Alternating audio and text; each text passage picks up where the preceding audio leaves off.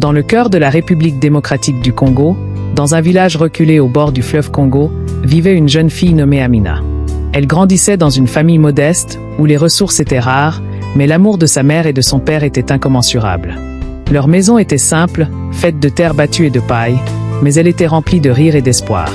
Cependant, Amina portait en elle un rêve plus grand que tout cela, elle rêvait de devenir médecin. Amina avait vu de nombreuses personnes dans son village souffrir de maladies qu'elle ne pouvait pas soigner.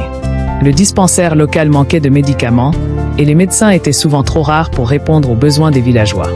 Une fois, elle avait vu sa petite sœur tomber malade de la malaria et n'avoir accès à aucun traitement à temps. Cette expérience dévastatrice marqua profondément Amina et renforça son désir de devenir médecin afin d'aider son peuple. Mais la réalité était difficile. Le chemin vers son rêve était semé d'obstacles.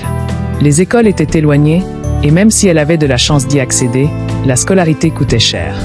De plus, la situation économique de sa famille ne lui permettait pas de payer ses études. Elle entendait souvent les adultes lui dire que son rêve était trop grand, que les filles de son village ne pouvaient pas espérer sortir de cette situation et réaliser de grandes choses.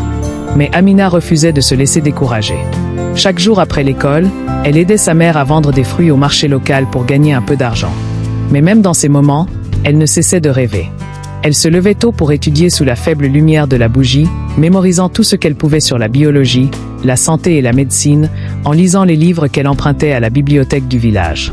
Un jour, un groupe d'ONG étrangères arriva dans son village. Ils distribuaient des médicaments et offraient des consultations médicales gratuites.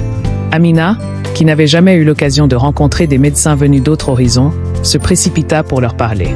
Elle leur expliqua son rêve de devenir médecin et, touchée par sa détermination, les médecins lui conseillèrent de se renseigner sur les bourses d'études offertes par certaines organisations internationales.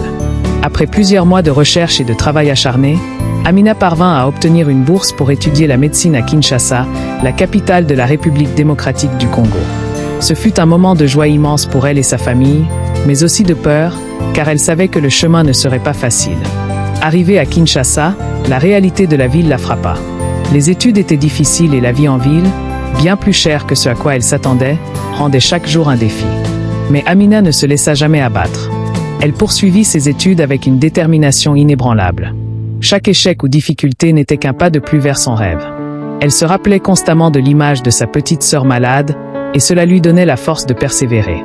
Les années passèrent, et Amina devint enfin médecin. Elle retourna dans son village natal, armée de son savoir et de son expérience, prête à changer la vie de sa communauté.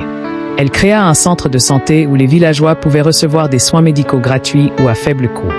Elle enseigna à la communauté les bases de la prévention des maladies et aida à mettre en place des programmes de vaccination et de soins de santé primaire. Son parcours inspira non seulement son village, mais aussi d'autres jeunes filles et garçons à travers le pays.